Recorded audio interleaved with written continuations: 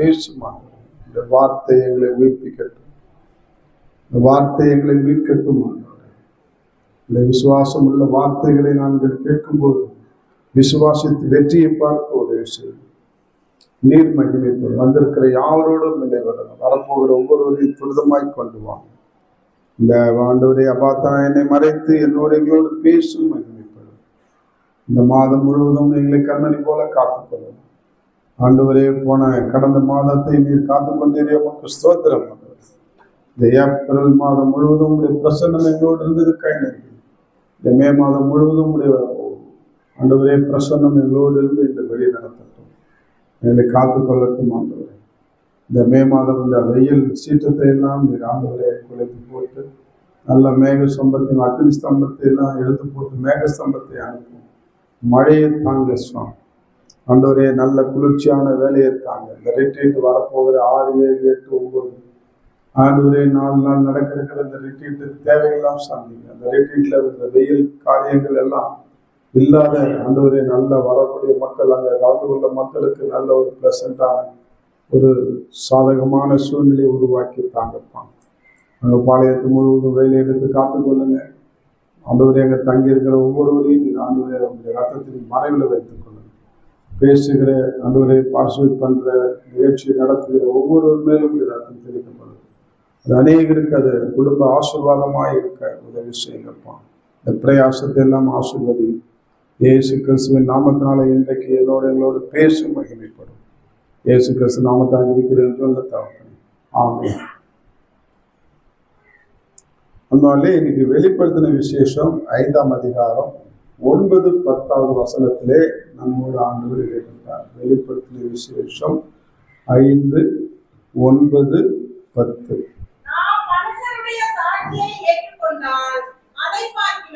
5, 5, 9, 10.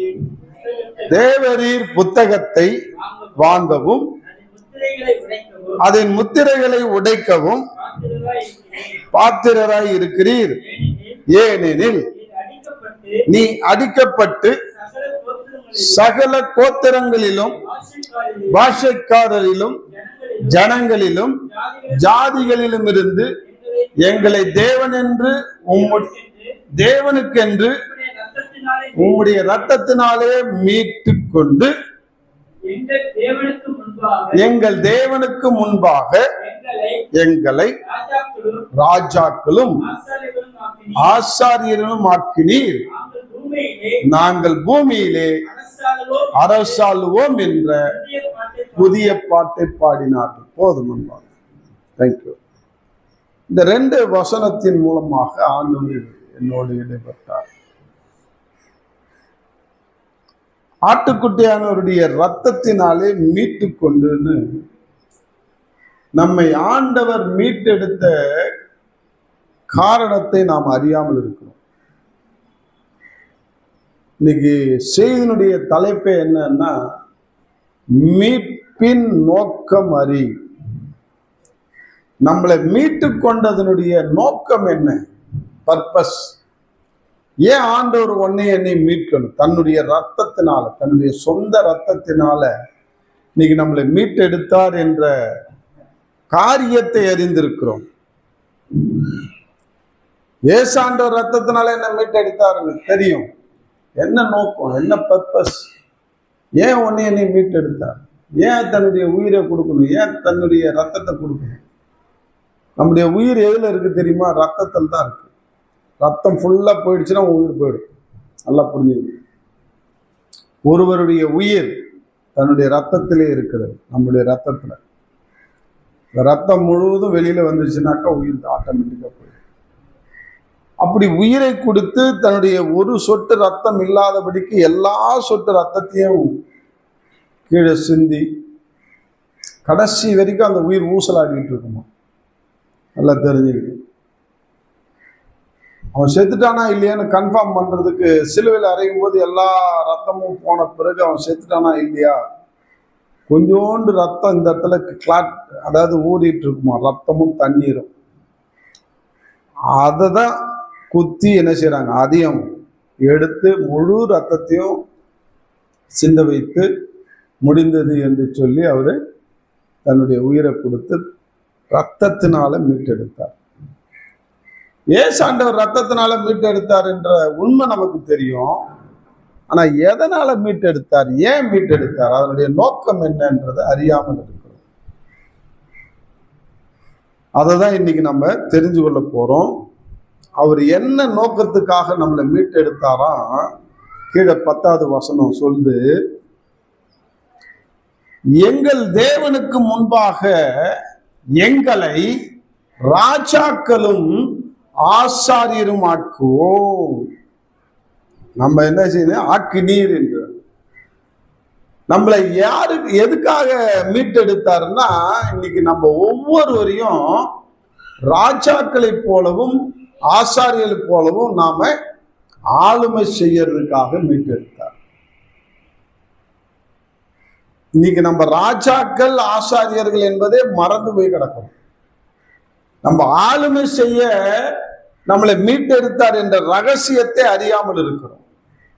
அன்பாலே, இன்னைக்கு இயேசு ஆண்டவர் நம்மளை மீட்டெடுத்ததனுடைய நோக்கம் என்னென்றால், நீ நானும் ராஜாக்களை போலவும் ஆசாரியரை போலவும் ஆளுமை செய்ய வேண்டும் என்பதற்காக மீட்டெடுத்தார். எத்தனை பேருக்கு புரியுது? ஆமென். இந்த பூமியை ஆளுமை செய்ய வேண்டும், இந்த பூமியை அரசாளுவோம் என்று பாடினார்கள் என்று பார்க்கிறோம். இந்த பூமியை ஆளுமை செய்வோம்னா நீ போய் முதலமைச்சர் சீட்ல உட்காருவோம், இல்ல பிரதமர் சீட்ல உட்காருவோன்னு அவர் சொல்ல வரல. ஆளுமை செய்யறதுன்னா அதுதான் ஆளுமை அப்படின்றது கிடையாது. அன்பால, இன்னைக்கு ஆளுமை செய்யறதுன்னா என்ன அப்படின்னா அதையும் நம்ம தெரிஞ்சுக்க போறோம். முதல் மீட்பை பற்றி அறிந்து கொள்வோம். இரண்டாவது, நம்ம யார் என்பதை ராஜாக்களாகவும் ஆசாரியராகவும் ஆக்கினீர் என்று சொல்லுகிறார். நீ நானும் சாதாரண மனுஷர்கள் அல்ல, ஒரு ஆர்டினரி விசுவாசிகள் அல்ல. நம்மெல்லாம் யாருன்னா ராஜாக்கள் ஆசாரியர்கள். பக்கத்துல பார்த்து சொல்லுங்க, என்னை மீட்டதுக்கு காரணமே நீ நானும் ராஜாக்களை போலவும் ஆசாரியர் போலவும் வாழணும். அதுக்காக தான் ஒருத்தர் பார்த்து சொல்லுனாக்க அது கூட இஞ்சி சின்ன குரங்கு மாதிரி தான் உட்காந்துக்கிறீங்க. ஏன் சொன்ன என்ன குறைஞ்சா போடுவீங்க? நீ ராஜாவா ஒன்னு ஆயிச்சுக்கிறாரு, ஒன்னு ஆசாரியன்னு ஆயிச்சுக்கிறாருன்னு சொன்னா குறைஞ்சா போடுவீங்கன்ற. அப்படியே உக்காந்து அப்படியே பார்த்துட்டு இருந்தா என்ன அர்த்தம்? புண்ணாக்கா நீங்க ஜடமா? உயிர் இருக்குல்ல, கொஞ்சம் அப்படியே ரிலாக்ஸ் பண்ணிப்போமே.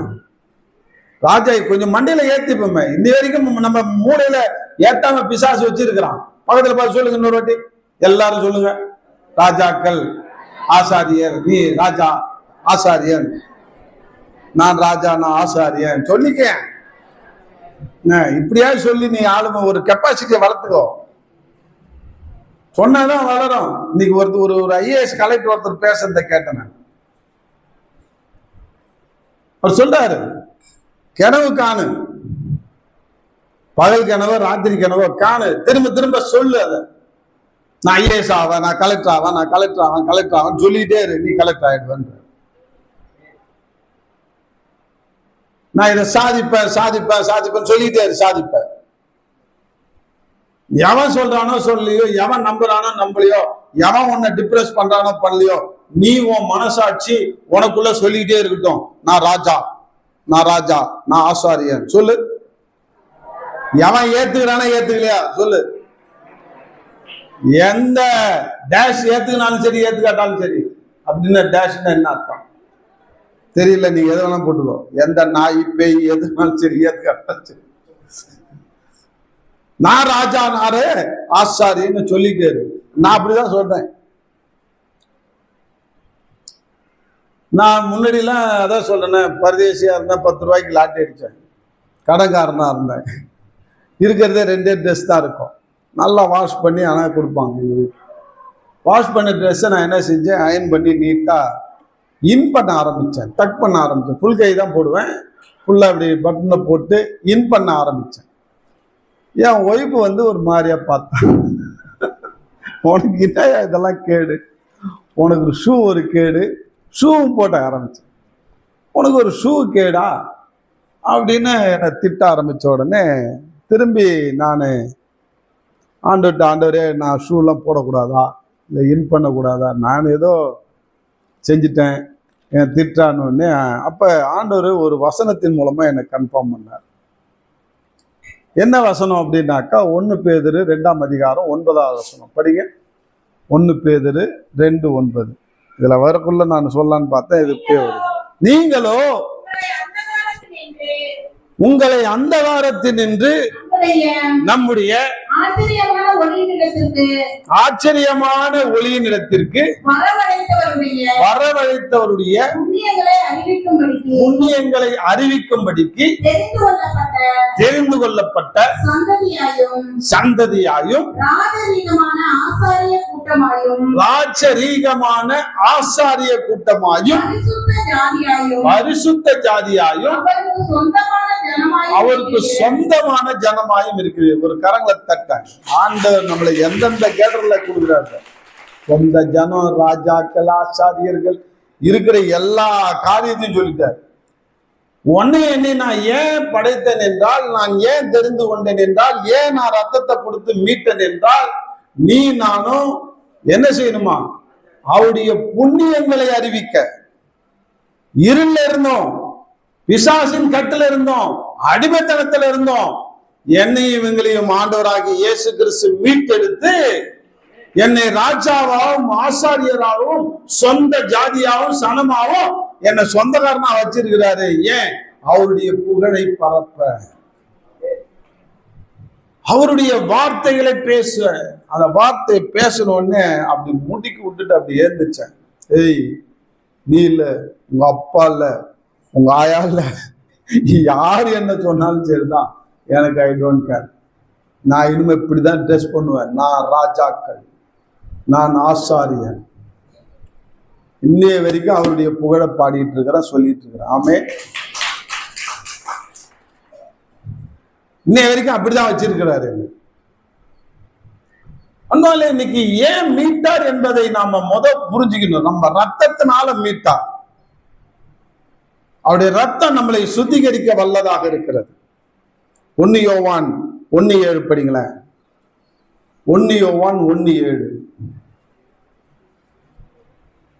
முதல் மீட்பை குறித்த அறிந்து கொண்டோம் என்றால், அவர் ஒளியாய் இருக்கிறது போல நாமும் ஒளியிலே நடந்தால் ஒருவரில் ஒருவர் ஐக்கியப்பட்டிருப்போம்.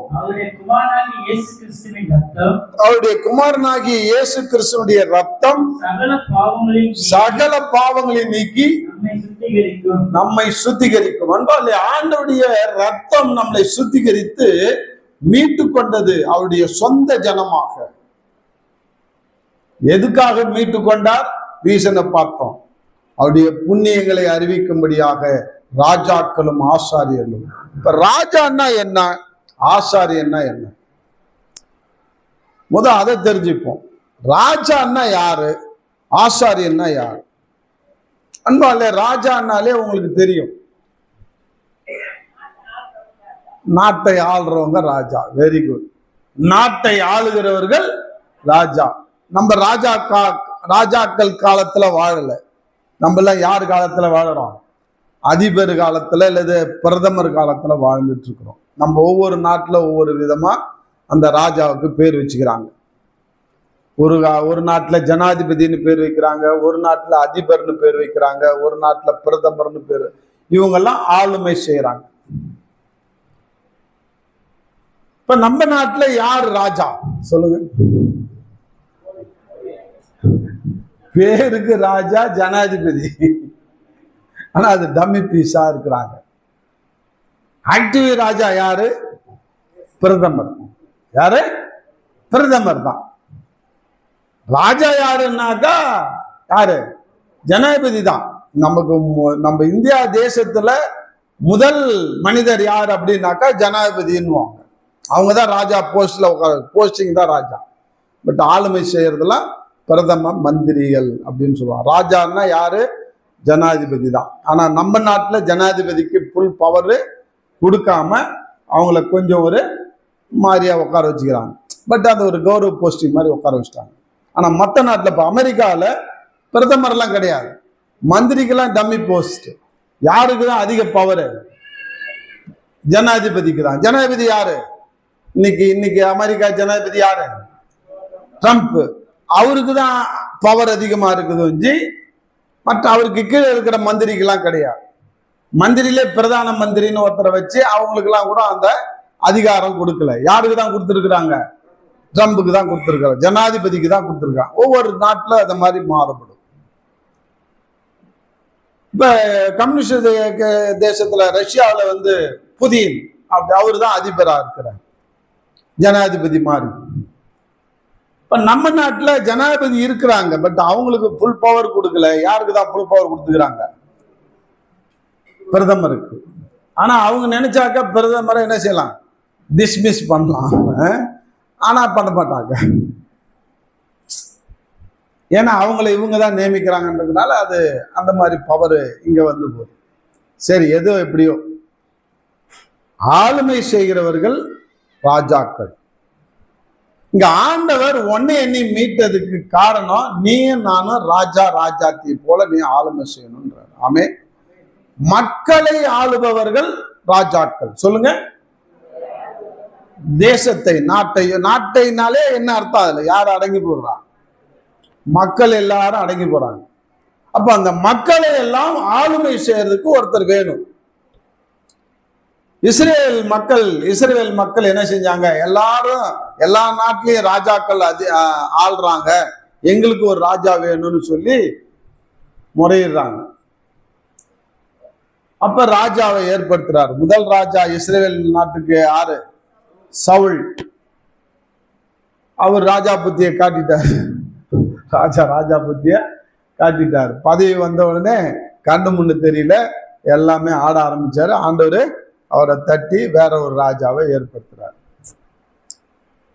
உண்மையிலே ஆண்டவர் ஏற்படுத்தின ராஜாக்கள்ல தாவீதை போல ஒரு ராஜா யாருமே இல்லை என்று வேதம் சொல்கிறது. அதனால எனக்கு ரொம்ப தாவீதை பிடிக்கும். இந்த தாவீதனுடைய ராஜ ஸ்டைல் எல்லாம் நாம கற்றுக்கொள்ளணும். அவர் எப்படி ஆளுமை செஞ்சாரு, அவர் என்ன மாதிரி வாழ்ந்தாரு, அவர் என்னென்னலாம் தேசத்தை ஆளுமை செய்தார், மக்களை எப்படியெல்லாம் அவர் ஆளுமை செய்தார், அவருடைய ராஜதந்திரம் என்ன, அவருடைய சாதனை என்ன, இதெல்லாம் நீங்க வேதத்துல அறிந்து நீங்க அந்த மாதிரி ஒரு ராஜாவா மாறணும்னு நினைக்கணும்.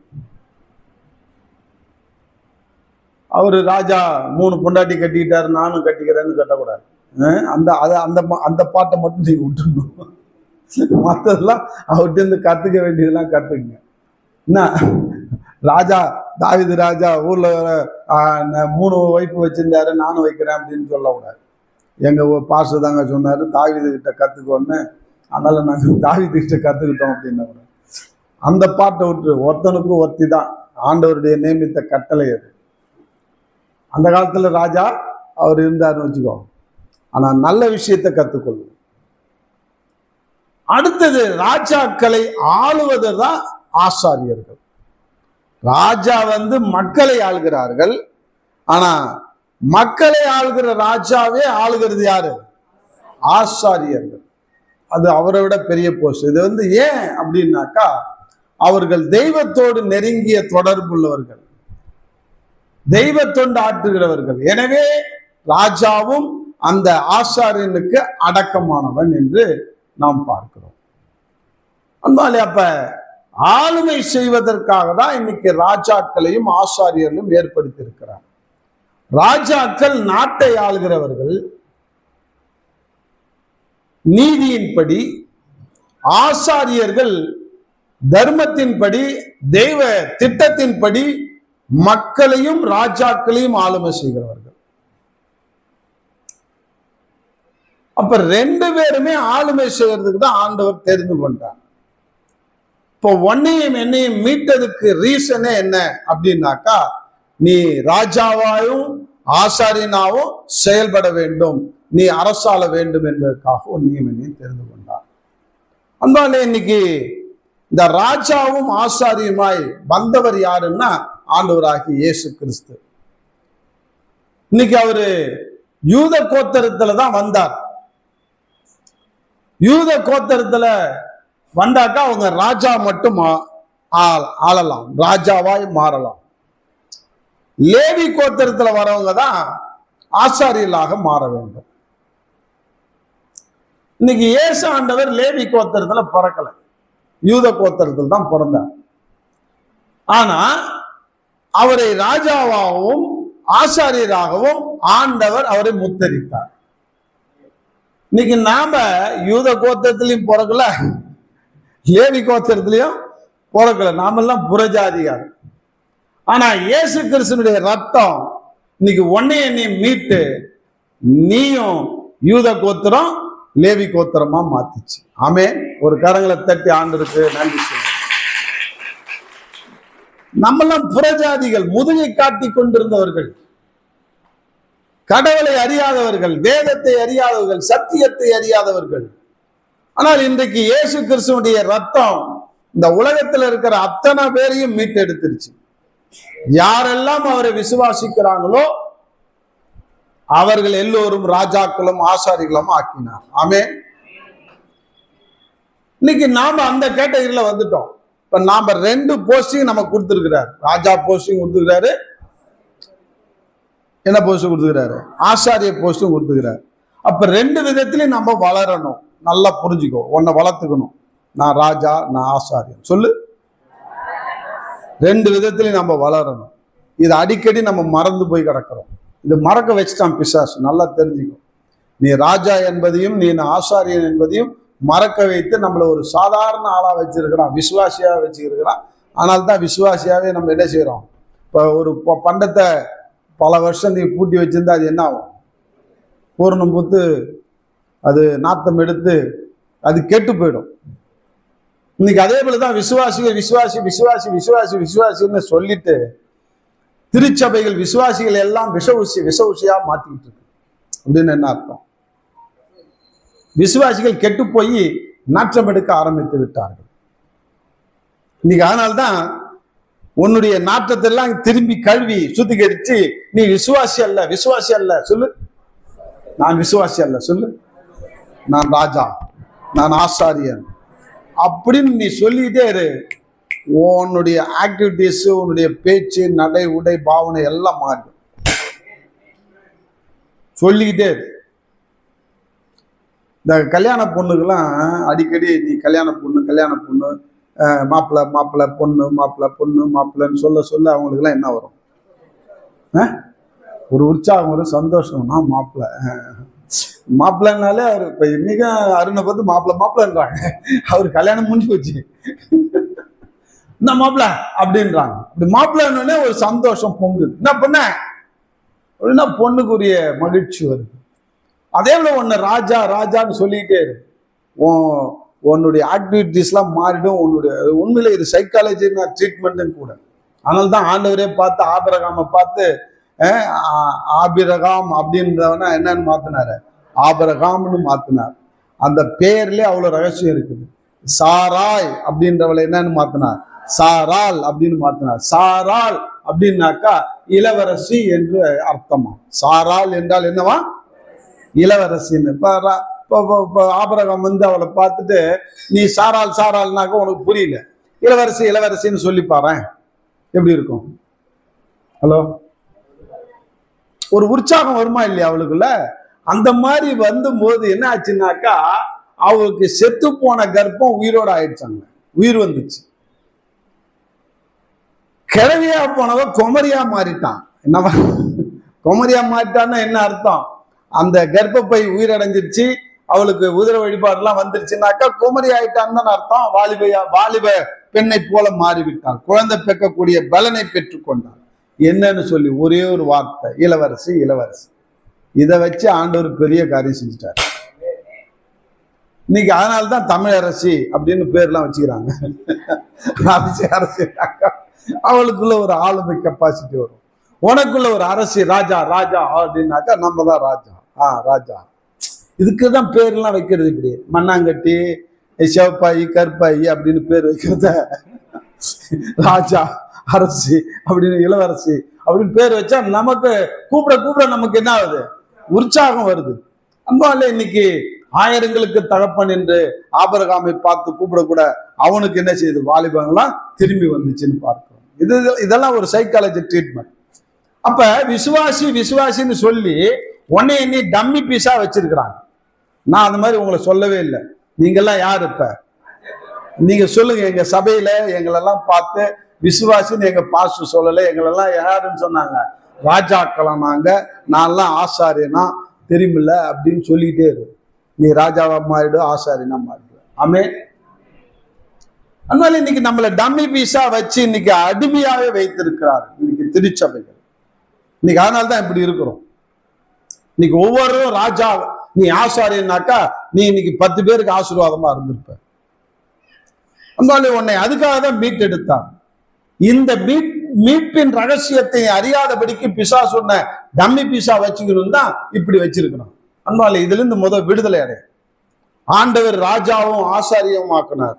அதுக்கு பாருங்க, அவருடைய பிறப்பும் இறப்புலையும் சான்று இருக்கிறத நாங்கள் எபிரேயர்ல படிச்சோம். படிங்க, மத்தேயு 2ஆம் அதிகாரம் 11ஆம் வசனத்தை பார்க்கலாம். மத்தேயு 2:11.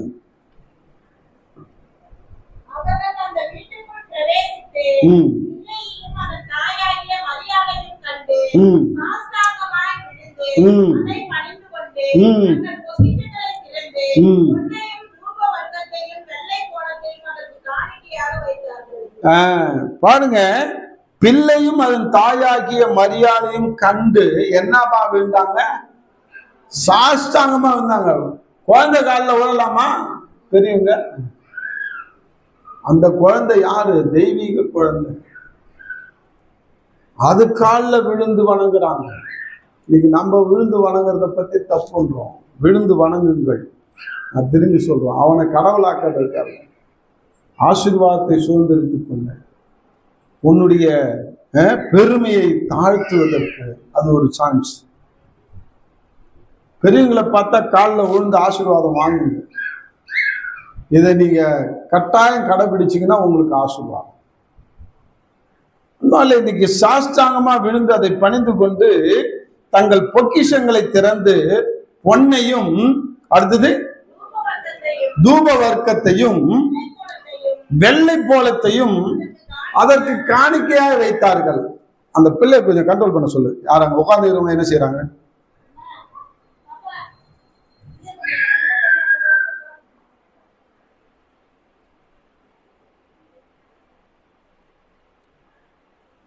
பொன்னையும் தூப வர்க்கத்தையும் வெள்ளை போலத்தையும் காணிக்கையாக மாற்றினார்கள். எதுக்கு காணிக்கை கொடுத்தாங்க? ஏன் பொண்ணை கொடுக்கணும்? ஏன் தூப வர்க்கத்தை கொடுக்கணும்? ஏன் வெள்ளை போலத்தை? ஏற்கனவே நடத்திருக்கிறேன். பொன் ராஜரீகத்தை குறிக்கிறது. தூப வர்க்கம் ஆசாரியனை குறிக்கிறது, ஆசாரிய தத்துவத்தை குறிக்கிறது. வெள்ளை போலம் தீர்க்கதரிசி என்பதை காண்பிக்கிறது. அப்ப ஆண்டவர் பிறக்க போதே தம்முடைய சாஸ்திரிகளை ஞானவான்களை அனுப்பி, இவர் வரப்போகிற ராஜா, இவர்தான் பிரதான ஆசாரியன், இவர்தான் பிரதான தீர்க்க தரிசி என்பதை அடையாளம் காண்பதற்காக அவர்கள் இந்த பொன்னையும் தூப வர்க்கத்தையும் வெள்ளை போலத்தையும் அவருக்கு காணிக்கையாக படைத்தார்கள் என்று பார்க்கிறோம். அதனால இதுல ஒரு பெரிய அடையாளம். பிறந்த குழந்தை அது சாதாரண குழந்தை அல்ல, இதுதான் உலகத்தை ஆளுமை செய்யக்கூடிய ராஜா. இது சாதாரண ஆசாரியன் அல்ல, உலகத்தையே ஆளப்போகிற பிரதான ஆசாரியன். இவர் சாதாரண தீர்க்கதரிசி அல்ல, உலகத்திலே இவரை விட பெரிய தீர்க்கதரிசி யாரும் கிடையாது என்பதை அடையாளம் காட்டுவதற்காக தான் ஆண்டவருடைய பிறப்பிலே இது நடந்தது என்று பார்க்கிறோம். அடுத்தது இறப்புல பாருங்க, யோவான் 19:39.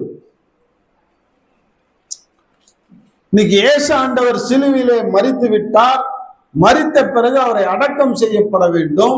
அடக்கம் செய்யும் பொழுது ரகசியமாய் அவரை விசுவாசித்தவன், இரவிலே வந்து இயேசுவை சந்தித்தவன், பகலிலே இப்பொழுது என்ன செய்யறான்? வெளியிலே வரான். பாருங்க அந்த வசனத்தை 39 வாசிங்க. ஆரம்பத்திலே ஒரு ராத்திரியிலே இயேசுவிடத்திலே வந்த நிக்கோதேமு என்பவன் வெள்ளை போலமும் கரிய போலமும் கலந்து ஏறக்குரிய 100 ராத்தால் கொண்டு வந்தார், அவரை அடக்கம் செய்வதற்காக. அவர் குற்றவாளிகளோடு பரிதாபமாய் மரித்தார் சிலுவையில. ஆனால் ராஜாக்களை போல அடக்கம் செய்ய பண்ணப்பட்டார். தீர்க்கதரிசி 53ஆம் அதிகாரம் ஏசாயாவுல சொல்லப்பட்ட வார்த்தை இங்க நிறைவேறியது. ஏசாயா 53:9 இருக்கு. ஏசாயா 53:9 படிக்கல.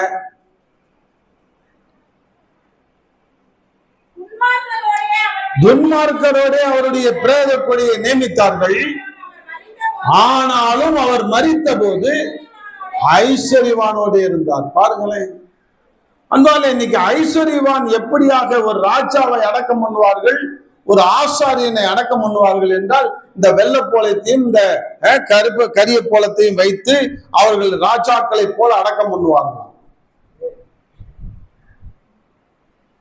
ஏசாண்டவரை அப்படியாக அடக்கம் பண்ணினார்கள்.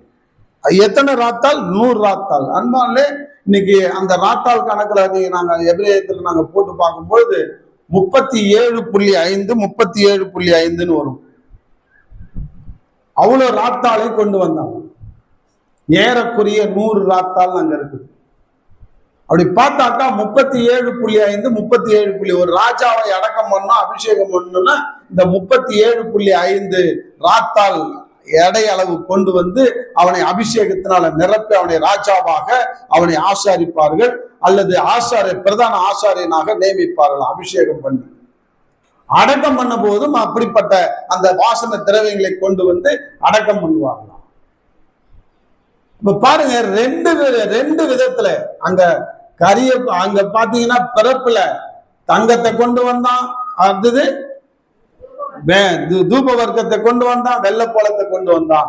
இங்க அடக்கம் பண்ண போகும்போது 37.5 37.5 ராத்தாலை கொண்டு வந்து ஆசாரியனாகவும் ராஜாவாகவும் அவரை அடக்கம் பண்ணினார்கள் என்று பார்க்கிறோம். இதெல்லாம் ஆட்டோமேட்டிக்கா நடந்தது. அதனால இன்னைக்கு ராஜாக்களும் ஆசாரியமாய் ஆன இயேசு கிறிஸ்துவை நான் ஏற்றுக்கொண்ட பிறகு அவர் நமக்காக ரத்தம் சிந்தி மீட்டதனுடைய நோக்கம் என்னவென்றால், நானும் ஆளுமை செய்ய வேண்டும் என்பதற்காக.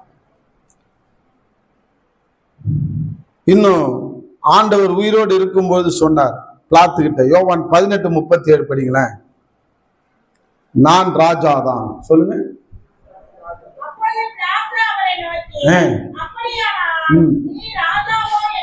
ராஜாவோ என்றார். அப்புறம் நான் ராஜாதான். என்னன்னு சொன்னாரு? வாய அங்கதான் திறந்தாரு. நான் ராஜாதான். எதுக்கு ராஜா? இந்த அண்ட சராசரத்துக்கும் எம்மைக்கும் மறுமைக்கும் அவர் தான் ராஜா. ஆமே. நம்ம நினைச்சிட்டு இருக்கிறோம் யூதர்களுக்கு ராஜா, இஸ்ரவேலுக்கு ராஜா. நாட் ஓன்லி இஸ்ரவேல், யூதர், உலகத்துக்கே அண்ட சராசரத்துக்கு அவர் தான் ராஜா என்பதை நிரூபிக்கும்படியாக நான் ராஜா தான் என்றார். அன்பாலே, அப்படிப்பட்ட ராஜாவை ஆராதிக்கிற நம்மளாம் யாருங்க? நீயும் ராஜாக்களை போல ஆசாரியரை போல என்னையும் மீட்டு கொண்டேன் என்று சொல்கிறார். இன்னைக்கு நம்ம ஆளுமை செய்யணும். எதை ஆளுமை செய்யணும்? நாம போய் நாட்டில் போய் முதலமைச்சர் பதவியில் உட்கார சொல்றோமா? இல்லை. இருக்கிற இடத்துல, இன்னைக்கு இருக்கிற இடத்துல உன்னை அடிமைப்படுத்தி வைத்திருக்கிறான் பிசாசு. நீ யார் என்பதை தெரியாமலே இருக்குது. உன்னை பாவத்தினாலும் மற்ற காரியத்தில் ஏழ்மையினாலும் வறுமையினாலும் இன்னைக்கு நம்மளை அடிமைப்படுத்தி வைத்திருக்கிறான். நல்லா தெரிஞ்சுங்க, நீ நானும் அடிமைகள் அல்ல. நீ நானும் இன்னைக்கு வறுமையில வாழணும்னு அவசியமும் இல்லை. நீ விசுவாசித்தால் தேவனுடைய மகிமையை காண்பாய். நீ விசுவாசித்தால் வெற்றியை பார்ப்பாய். நீ விசுவாசித்தால் சுகத்தை காண்பாய். நீ விசுவாசித்தால் பணக்காரனா மாறுவ. நீ விசுவாசித்தால் பென்ஸ் கார்லயும் என்ன ஆடி கார்லயும் இன்னும் என்னென்ன விலை உயர்ந்த கார் இருக்குது அத்தனை வந்து இறங்குவேன். ஆனா இன்னைக்கு காஞ்சிக்கு இதை சொல்லியே இன்னும் லாட்டி அடிச்சுட்டு இருக்கிறோம். இதுக்கு மேல அப்படி சொல்லாத. பார், ஒரு நாள் என் வீட்டுல 10 பேர் தின்னுவான். பாரு, சொல்லு பார், ஒரு நாள் என் வீட்டுல 10 பேருக்கு நான் விருந்து வைப்பேன். டெய்லிக்கும் சொல்லி பாரியா. நடக்கும். பாரு, நான் பென்ஸ் கார்ல வந்து இறங்குவோம். சொல்லு ஏன் சொன்னது என்ன வாயா கொண்டோம் ஈத்துக்குமா வாய் சொல்லி தொலையன்.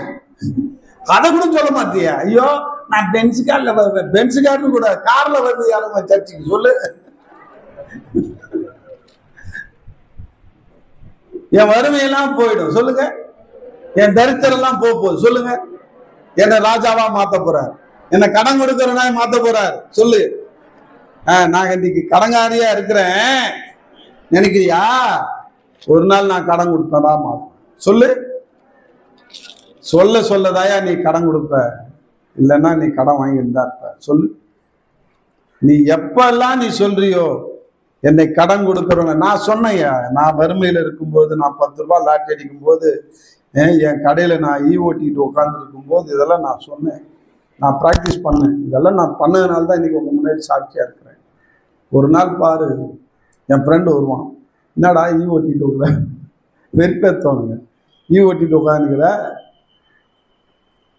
அப்பதான் சொல்லுவேன், டேய் இன்னைக்கு நான் ஓட்டலாம், நாளைக்கு நீ என்கிட்ட அப்பாயின்மெண்ட் வாங்கிட்டு தான் பேசணும். என் பொண்டாட்டிகிட்டே சொல்லுவேன், நீ என்கிட்ட அப்பாயின்மெண்ட் தான் பேசணும் அப்படின்னு. எனக்கு உண்மையில என் பொண்டாட்டிகிட்ட நான் மனசு விட்டு பேசி எவ்வளவு நாள் ஆகுது, அவ்வளவு பிஸியே. சில பேர் வந்து சொல்லுவாங்க, ஆண்டி கிட்ட சொல்லிட்டேன், உங்ககிட்ட சொல்ல நானும் என் பொண்டாட்டி பேசி ஒரு வாரம் ஆகுது மனசு விட்டு. ஏன்னா என் வேலையை நான் பார்த்துட்டு இருக்கிறேன் பிஸி, அவங்க வேலையை அவங்க பார்க்குறாங்க.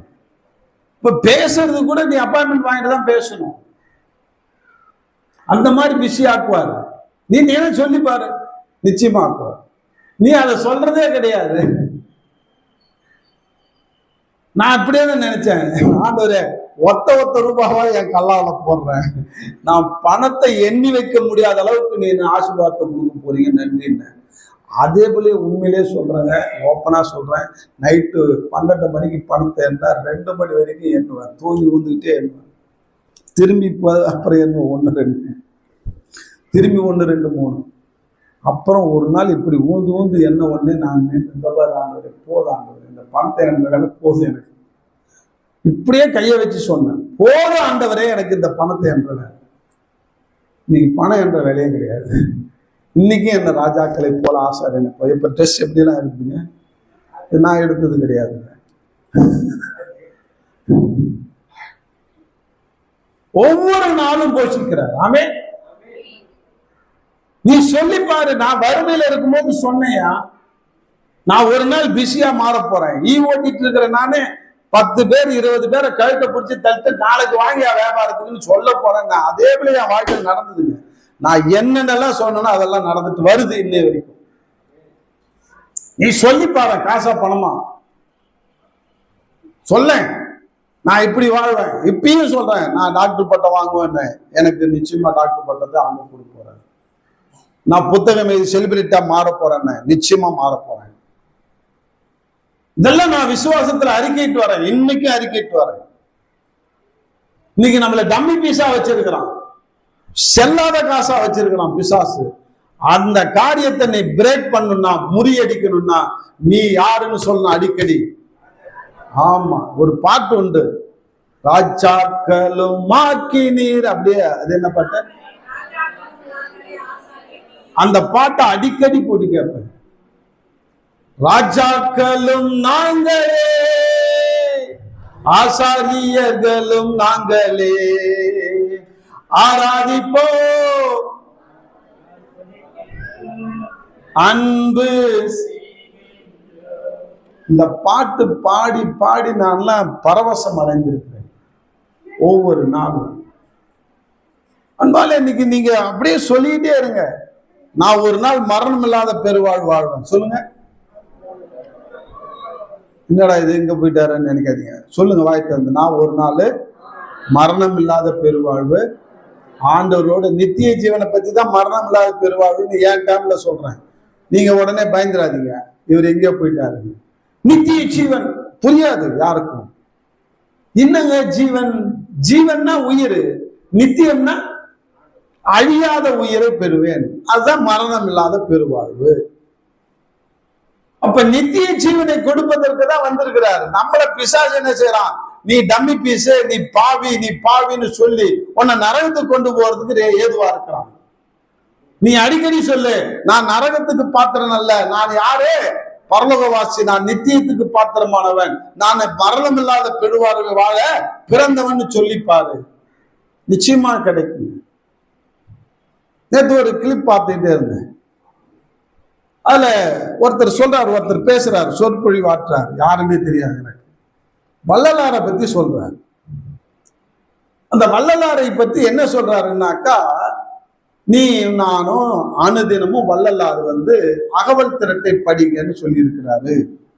அடுத்தது நைட்டு படுக்கும்போது இன்னொன்னு ஏதோ சொன்னாரு, அது நான் பேரை மறந்துட்டேன், அதை படிக்க சொன்னாரு அப்படின்னு சொன்னாரு.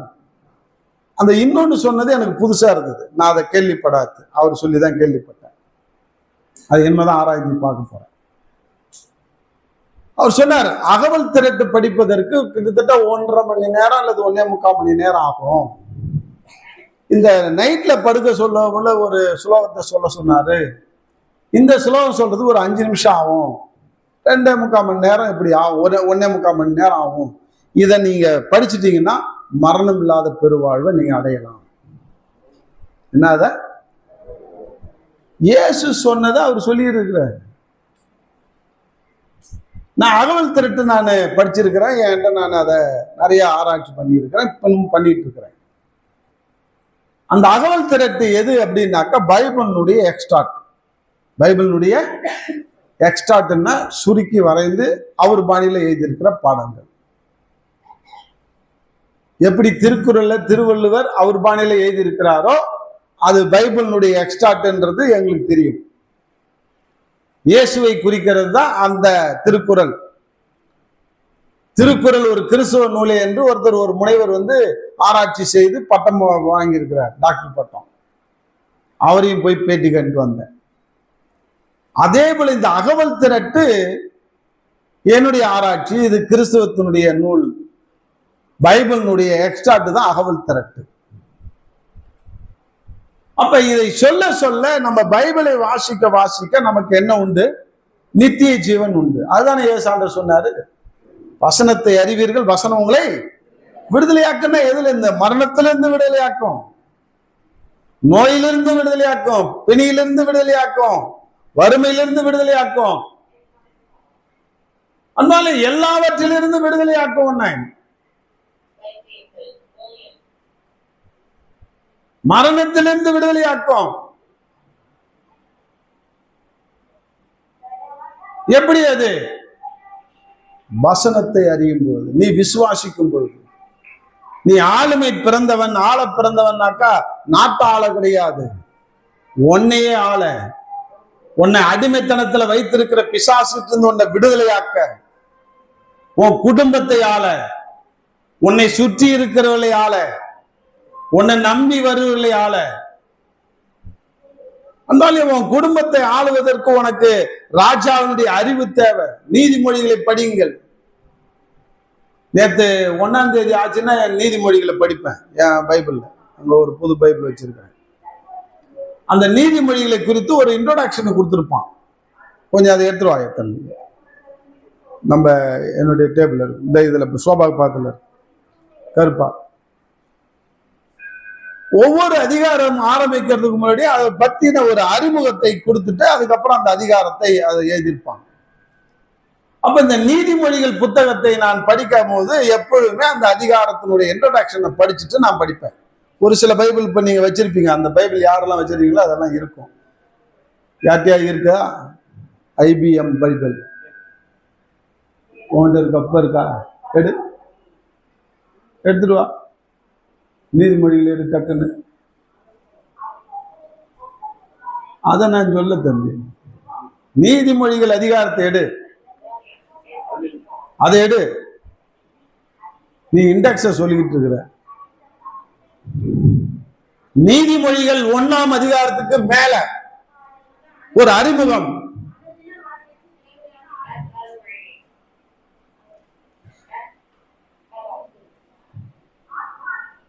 என்னதாங்க கட்டிட்டு இருக்குது?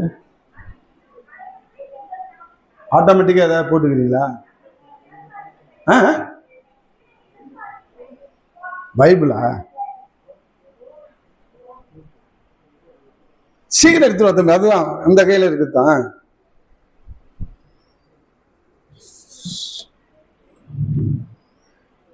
எதுக்காக சொல்ல வரேன்னா, ஒரு 4 வரி அதை மட்டும் நீங்க தெரிஞ்சுக்கிட்டீங்கன்னா போதும். நீதிமொழிகள் முன்னுரை இதுல இருக்குது. என்னன்னா, இந்த புத்தகம் கர்த்தருக்கு பயப்படுதலே ஞானத்தின் ஆரம்பம் என ஆரம்பித்து சுவிசேஷ பற்றி நற்புத்தியும் நல்நடத்தை ஆகிய பற்றி எடுத்து கூறுகின்றன. இதில் உள்ள வசனங்கள் புத்திமதிகள் ஆதிகால இஸ்ரவேலின் ஞானிகளின் அனுபவம் மிகுந்த போதனைகளால் அமைந்துள்ளது. அதோடு குடும்ப பாசம், என்ன பாசம், பணம் சம்பாதிக்கும் முறை, சமூக நலம், நல்நடத்தை, சுய கட்டுப்பாடு ஆவிகளை பற்றி, மனத்தாழ்மை, பொறுமை, ஏழைக்கு இறங்குதல், உண்மையான நட்பு ஆகியவை பற்றி இப்புத்தகத்தில் விளக்கமாக எடுத்துரைக்கப்பட்டிருக்கிறது. எந்த புத்தகத்துல? டெய்லி நீதிமொழிகள் படிங்கன்னு சொன்னோம். நான் இந்த பிள்ளைங்கிட்ட 4 நாள், இந்த ஒரு மாசத்துக்கு மத்தையை மட்டும் படிக்கணும்னு அதை பிடிச்சி வச்சான். நீதிமொழிகளை படிக்க மாட்டோம்னுட்டாங்க ஒத்த காலில். அறிவாளி பிள்ளைங்க. உங்களை மாதிரி ஒரு மக்கு பிள்ளைங்க யாரும் இல்லை. நீதிமொழிகளை டெய்லி 1ஆம் தேதி ஆச்சுன்னா 1வது நீதிமொழியை படிச்சுட்டு போயேன். இந்த ஆங்கிள் படியேன், பணம் சம்பாதிக்கிற முறை சொல்லு. இந்த ஆங்கிள் ஏதாவது நீதிமொழிகள்ல யாராவது வாசிக்கிறீங்களா? எல்லாம் பணம் சம்பாதிக்க கஷ்டப்பட்டு தான் இருக்கிறோம். நீ ஒரு ஆள் அந்த முறையில படிச்சுக்கிறான். நீதிமொழிகள்ல பணம் சம்பாதிக்கிற முறையில படிச்சான். படிச்சுட்டு ஒருத்தவன் என்ன டிவி இந்த உலகம் முழுவதும் வருமே, இல்ல இல்ல அடைச்சி இந்த இதுல ஜாகிரபி மாதிரி வருமல்லப்பா டாக்குமெண்ட், இல்ல இல்ல இன்னொன்னு டிஸ்கவரி சேனல்ல ஒருத்தன் பேட்டி கொடுக்குறான். ஒரு அமெரிக்காவா ஒரு ஆள், தமிழ் டிஸ்கவரி சேனல்ல நான் பார்த்தது. ஒரு சாதாரண படிப்பு 10ஆம் கிளாஸ்ன்னு வச்சுக்கோ. அங்க அமெரிக்கால என்ன லோ கிளாஸ் படிப்பு அந்த படிப்பு படிச்சுக்கிறான். ஆனா அவன் யாருக்கெல்லாம் கிளாஸ் எடுக்கிறான்னாக்கா ஹை கிளாஸ் PhD லெவல்ல பண்றவங்களுக்கு, MBA படிக்கிறவங்களுக்கு, இப்படிப்பட்டவங்களுக்கு அவன் கிளாஸ் எடுக்கிறான். பெரிய பெரிய காலேஜ்ல ப்ரொஃபசர் மாதிரி கிளாஸ் எடுக்கிறான். அவன் படிப்பு, அவனுடைய குவாலிபிகேஷன் என்ன, 10ஆம் கிளாஸ் கூட பாஸ் பண்ணல. நீ 10ஆம் கிளாஸ் கூட படிக்கல, நீ MBAக்கும் PhD படிக்கிற டாக்டரேட் படிக்கிறவனுக்கு கிளாஸ் எடுக்கிறீரா, எப்படா எடுக்கிறேன்னு அந்த டிஸ்கவரி சேனல்காரன் அவன்கிட்ட கேள்வி கேட்கறான். அவன் சொல்றான் சிரிச்சுக்கிட்டே, நான் நீதிமொழிகளை படிச்சவன். என்னத்த படிச்சானா? நீதிமொழிகளை படிச்ச எனக்கு ஞானத்தை ஆண்டவர் கொடுத்தாரு, அதனால கிளாஸ் எடுக்கிறேன், இன்னைக்கு கோடி கோடியா சம்பாதிக்கிறேன். பணம் சம்பாதிக்கிற முறை வந்து வச்சா, நானும் நீதிமொழிகள்ல உடாத படிச்சுட்டு இருக்கிற 30 வருஷமா நானும் பணம் சம்பாதிப்பாமே. நான் படிக்கும் போதுதான் தலைவரா, நான் இப்பதான் போதும்டா, என்னடா திரும்பி அப்படின்னா, உன் ஊழியத்துக்கு வேணும் பணம் சம்பாதிக்க சொல்லு. நீ எந்த ஹாஸ்பிட்டல்ல படி, நீ உண்மையான நட்பை கற்று நீ பெற்றுக்கொள்ள வேண்டும் படி, பொறுமையை குறித்து பெற்றுக்கொள்ள வேண்டும், சமூக நல்நடத்தை, சுய கட்டுப்பாடு, குடும்ப பாசம், உண்மையான நட்பு எல்லாமே இருக்குதுங்க இந்த நீதிமொழிகள்ல. புதையலை நாடுகிறதை போல நாடு என்றார், தேடு என்றார்.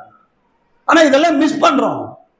நீ பிசாசு நம்மளை அப்படியே தட்டி தட்டி தட்டி தட்டி நம்மளை அப்படியே கீழே வச்சிருக்கிறோம்.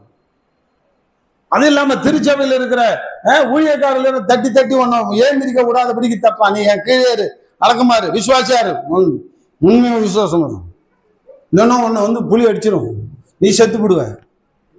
அதே பயத்தை, மரண பயத்தை காட்டி காமிச்சு ஒன்னு என்ன செய்யறான், அப்படியே நம்பி பிசாக்கி வச்சுக்கிறான். நான் ராஜா சொல்லு, நான் ராஜா, நான் ஆசாரியன் சொல்லு. ஆமா, நீ 10 பேருக்கு ஆசீர்வாதமா, நீ 10 பேர் ஆளுமை செய்யணும். உன் கீழே 10 பேருக்கு நீ உன் பேச்சை கேட்கிற மாதிரி நீ கொண்டு வரணும். நீ சத்தியம் சொன்னா உட்காந்து கேட்கணும், அப்படியே படிச்சவன் படிக்காதவன்லாம். ஆனா நீ என்ன செய்யற, இன்னும் டம்மி பீஸா உட்காந்து. இன்னிலிருந்து ஏந்திரிச்சு இன்னைக்கு ஆளுமை செய்யணும்னா உன் குடும்பத்தை ஆளுமை செய்யறது உனக்கு ஞானம் வேணும் சொல்லு. உன் குடும்பத்தை, உன் பிள்ளை குட்டிய, உன் கணவன் மனைவிய ஆளுமை செய்யறதுக்கு, உன் குடும்பத்தை ஆள, உன் சபையை ஆள, உன்னை ஆள. இன்னைக்கு நம்மள ஆளறதுக்கு புத்தி வேணுங்க. இன்னைக்கு அறிவு இருந்து உன் உடல் நலத்தை நீ விட்டுட்ட, கோட்டை விட்டுனாக்கா நீ அம்பேல் தான். அப்ப உடல் நலத்தையும் பேணணும், நம்ம ஆரோக்கியத்தை பேணணும். எப்படியாக ஆரோக்கியமா நம்ம உடலை வைத்துக் கொள்ளலாம், தூய்மையா எப்படி வைத்துக் கொள்ளலாம், சுறுசுறுப்பா எப்படி வைத்துக் கொள்ளலாம், இதெல்லாம் ஒரு ஆளுமை கெப்பாசிட்டி.